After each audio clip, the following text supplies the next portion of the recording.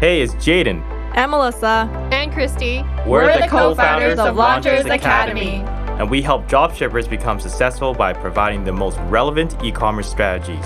You're tuning into the Launchers Academy podcast experience, where you will learn all the ins and outs of how to build your very own successful dropshipping store. So kick back, take lots of notes, and let's make money this year. All right, so we're coming back with another episode. It's actually really important for us to go over and discuss because when you're getting started with dropshipping, no one really kind of goes over and discuss this a lot. And you might find yourself really just catching your tailspin because you're investing so much of your efforts in all, different areas, and you're not staying focused to what you should be actually doing that's going to get you further ahead. And one of those topics is whether or not you should really focus on social media as a dropshipper. If so, when? So I'm going to get Christy here because she loves everything social media to kind of help you understand exactly, is it important? And if so, when is it important? And how to go about it. So I'll start with you there, Christy. Is how important is social media and when is the right time to do so? Yeah, I love this topic because when I have my Clubhouse rooms, a lot of people ask me this question as well. And I always tell them, at the beginning stages, you actually don't really need to focus so much on social media. And the reason for that is you're going to be starting a general store. So this is the testing phase that you're going to, test out different products from different niches. So you're going to have a very general brand. And then also you're targeting impulse buyers through your Facebook ads, and these impulse buyers, they often just click into your website and go through the purchase process and don't actually check all the different social media platforms that you have. So it's super important to have a really unique product that captures people's attention at this stage, especially early on as you are starting dropshipping. And then once you start, you find your winning product, you're making consistent sales, that's when you start putting it into a one product store and building your brand at that stage. And then that's when you also, build out your Instagram, your Facebook page, really grow your community. But that's definitely at the later stages. Hey, it's Jaden. Are you enjoying our episode so far or our episodes before that? Well, if you are, we just want to thank your loyalty and support for listening to our podcast because we cannot grow without you. So that's why up to this point, we're going to give you exclusive access where no one else has in order for us to help you succeed in dropshipping. And this is how it's helped our students become successful. And what we are going to share with you is one of our proven steps in order to find winning products that we believe you would enjoy. So in order for you to claim your exclusive access, all you have to do right now is open up your desktop or your mobile and go to launchersacademy.com/method. That's launchersacademy.com/method. And you'll get a lot of value from there. And also more importantly, you'll find out exactly how to find your winning products and how it's helped our current students find their winning product, and you'll be on your way to success. So that's launchersacademy.com/method. Now, in the early stages, all you really need is really focusing more on your website. So your website, including your logo, your website domain names, and really putting together a powerful landing page. And those are the more important elements, especially in the early stages. Now, with the early stages of also running your ads, you are going to be needing a Facebook page, but you don't need to really focus too much on the content of that. So really, you're looking at having your brand name on there, having your banners, having your ads. So those are the more important elements at the beginning stages. And I totally love that. And something I want to say is your focus is not to build a brand, it's to find a product that has demand. I'll say that again. Your focus is not to build a brand, it's to find a product that has demand. And what I mean by that is when you start out as a new dropshipper, all you're really doing is to find a winning product, not build a winning brand. Because it's going to be harder for you to build a winning brand off of nothing that really has any demand. But you flip it around and you have a product that's selling like hotcakes, then it's easier to be able to build a community, a brand that people enjoy because there's an actual real need for the product and people are willing to pay for it. And you see that and you're able to really have capital to be able to invest in things that don't generate a return right away, which is to build a brand and a community.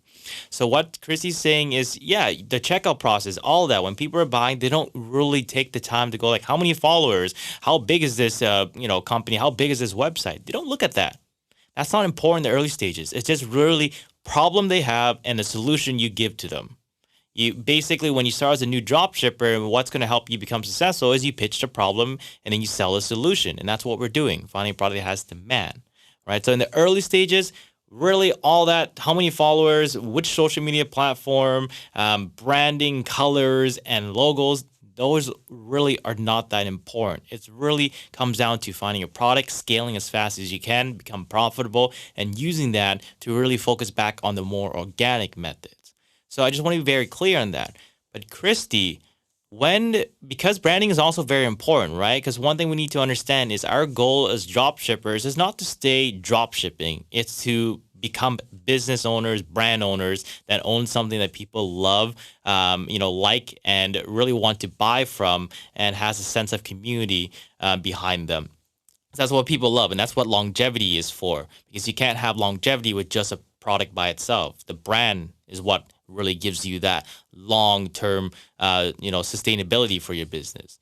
So understanding that, not important in the early stages, at what point, if we can be tangible here, Christy, should someone really focus on branding and how to go about that? What are like the first few steps? Yeah, definitely. I think, taking a step back is just so important. Why in the early stages, you're actually trying to gather data, right? As you're testing products and finding your winning product, and you're gathering data on your target audience, which is super important. As people are buying your products, your pixel actually builds that data, and Facebook gathers that data of your target audience as well. And that's going to help you in the later stages once you do find that winning product in building a brand. So that's why, at the beginning stages, you're really focused more on testing your products, gathering data. And then once you have a very good understanding of it, that's when you can start building your brand around that winning product and understanding what your customers are interested in, and have that communicated through your messaging, through your logo, your brand colors, your social media content.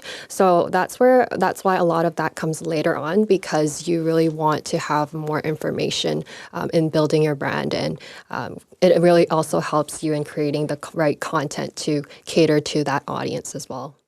Awesome. I love it. And one would be a good indicator or specific moment that someone is ready to start branding, diving into building content for social media, and really investing more efforts onto the organic side of e-commerce. Yeah, I would say, between definitely consistency and sales is super important. I would say between $500 to $1,000 plus days. That could be when you actually start looking into branding, now that as you're making consistent sales on a daily basis and you have enough data to really start to understand your customers.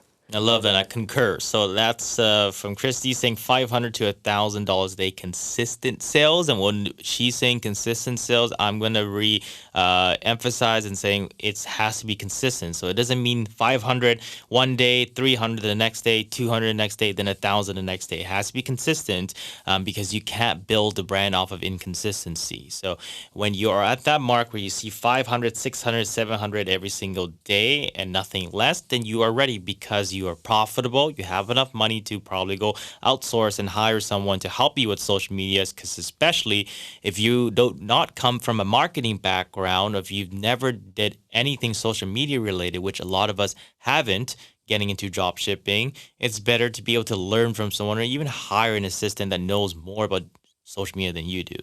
But you need money to do that, right? The last thing we want to do is go out of pocket to do these things. So that's our tidbits on really whether or not social media is super important. And just like, Christy and I were going over, it's really not that important when you start out. So don't invest any of your efforts into that. Don't care about the Instagrams, the Facebooks, or the TikTok or whatever.